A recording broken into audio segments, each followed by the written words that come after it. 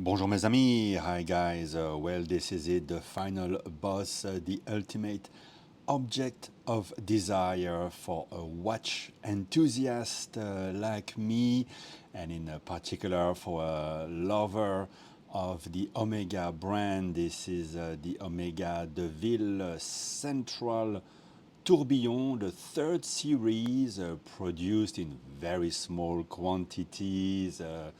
I heard about 12 a year from 2002 to 2006 at the fantastic size of 38.7 millimeters by 13.3 and 45 millimeters lug to lug, lug spacing 19 millimeters in platinum. The watch is massive and gorgeous.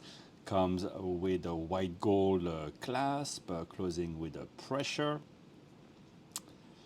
and a beautiful, this is the original one I believe, yes, Omega, or at least it's an OEM, beautiful bolstered strap that complements the watch perfectly. So third series, they had done some before, and the current version actually will cost you about, I think, 200,000 euros. It's larger, 43 millimeter, and modern, perhaps too modern for my own taste. This one is a lot more classic, especially in this platinum execution with the beautiful flying tourbillon. The carriage is finished by hands. On top of it, you have the Omega logo, and in the middle it is the second hand. It's a 1 minute tourbillon, flying tourbillon at the center, the hour in minute hands, as you can see, which are kind of blued, and you can see how they change color with the air coating.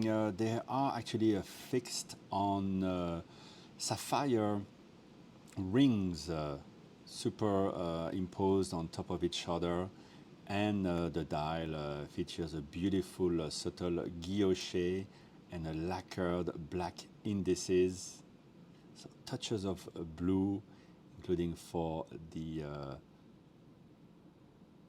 balance spring here. What an absolute delight. 48 joules, 45 hours of power reserve. However, this is not a manual wind. This is an automatic winder, and for this series, it was COSC certified, which is not often the case for a tourbillon, even less a central tourbillon. At the back, you have the Greek god Chronos. And this little wheel is actually something you pull to set the time. So you don't pull the crown. And to wind the crown, if the watch had stopped, you have to go backwards, so downwards instead of upwards. One of the little quirks, well, two of the little quirks of this very special watch. Everything is unique and special about it. And I love really the sculpted lugs and the case flanks. Reminds me, I don't know, a Cadillac, or it's classic, but at the same time it doesn't look too dated. Some watches from early 2000s, late 90s can look a bit too old-fashioned. I think here we strike the right balance, the right gravitas, the right beauty for this this ultimate collector's dream. So maybe let's put it on the wrist to give you a better idea of what it looks like. Let's go maybe a very up close and personal with the tourbillon, the star of the show.